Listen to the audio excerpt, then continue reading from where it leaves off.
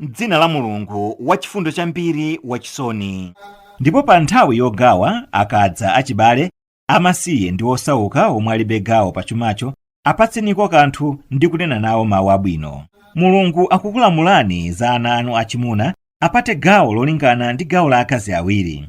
Ngati akaziwo ali opitirira awiri, ndiye kuti adzalandira zigawo ziwiri mwa zigawo zitatu 2/3 za chumacho chimene wasiya womwalira.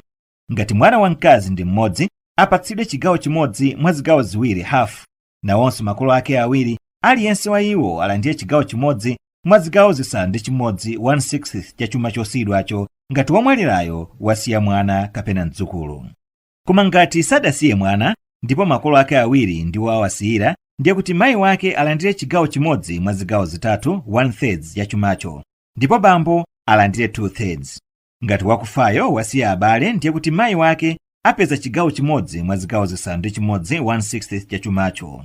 Kugawa chumaku kuchitike atachotsapo chimene iye adalamulira kuti adzachipereke kwakuti kapena kulipira ngongole zake. Atate anu ndi ana anu simudziwa inu kuti ndani mwa iwo amene ali ndi chithandizo chapafupi kwa inu. Amenewa ndi malamulo omwe akhazikitsidwa ndi Mulungu. Ndithudi Mulungu ngodziwa kwambiri ngwa nzeru zakuya. Ndipo musakwatire akazi amene adakwatiwapo ndi atate anu, kupatula zomwe zidapita, musabwerezenso kuzichita. Ndithudi chinthu ichi nchauve ndipo nchodedwa ndiponso ndi njira yoyipa. Ndiponso nkoletsedwa kwa inu kukwatira akazi okwatiwa kupatula chimene manja anu akumanja apeza mdzakazi. Ili ndi lamulo la Mulungu lomwe lili pa inu, ndipo kwalolezedwa kwa inu kukwatira akazi omwe sali m'gulu ili. Afunefuneni ndi chuma chanu njira ya ukwati osati chiwerewere. Choncho amene mwawakwatira mwa iwo nkusangalala nawo, apatseni chiwongo chawo chomwe chakakamizidwa. Palibe kuyipa kwa inu kupereka chomwe mwagwirizana m'malo mwa chomwe chidatchulidwa. Ndithudi Mulungu ngodziwa ngwa nzeru zakuya pokhazikitsa malamulo ake.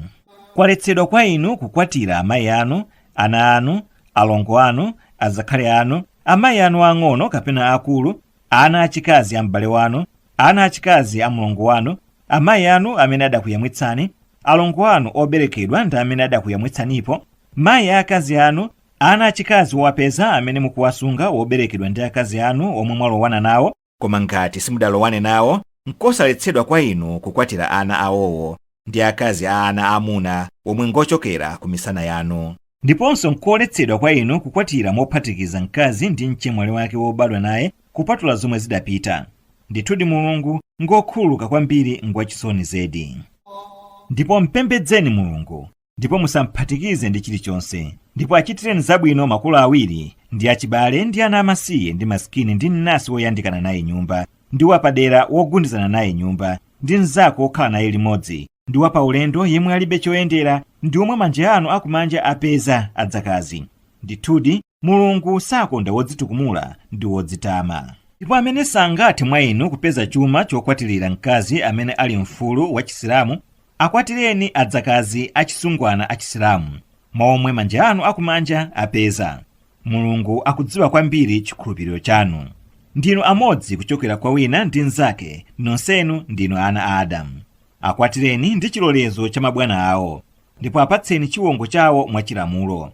Akwatireni omwe ali akazi odzisunga, osati achiwerewere kapena wochita zibwenzi. Ndipo akakwatiwa kenako nkuchita chauve, chilango chawo ndi theka la chilango cha mfulu. Kumeneko kukwatira akapoloko ndi lamulo kwa yemwe mwa inu akuopa kuti angachite chiwerewere. Koma ngati mutapirira posiya kukwatira akapolo, ndi bwino kwa inu kutero, ndipo Mulungu ngokhululuka ngwachisoni chambiri. Amuna ndi ayang'anire pa akazi chifukwa choti Mulungu watukula ena pa ulemerero pamwamba pa ena chifukwa cha chuma chawo chimene apereka. Choncho akazi abwino ndi omwe ali omvera, odzisunga, ngakhale amuna awo palibe, pakuti Mulungu wawalamula kudzisunga. Ndipo akazi omwe mukuopa mnyozo wawo achenjezeni, ndipo kenako achokereni pa mphasa, apo ayi akwapuleni, kukwapula kosavulaza. Koma ngati akukumverani, musawafunire njira yowavutitsira. Ndithu Mulungu ndi yemwe ali wapamwamba wamkulu kuposa inu nonse. Ngati mwaopa kuti simungachite chilungamo pa amasiye, opaninso kusawachitira chilungamo akazi pa mitala. Choncho kwatirani amene mukuwafuna mwa akazi, awiri kapena atatu kapena anayi basi. Koma ngati mukuopa kuti simungathe kuchita chilungamo, kwatirani mmodzi basi kapena amene manja anu akumanja adapeza mdzakazi. Kutero kudzakuchititsani kuti musapendekere kumbali yosalungama.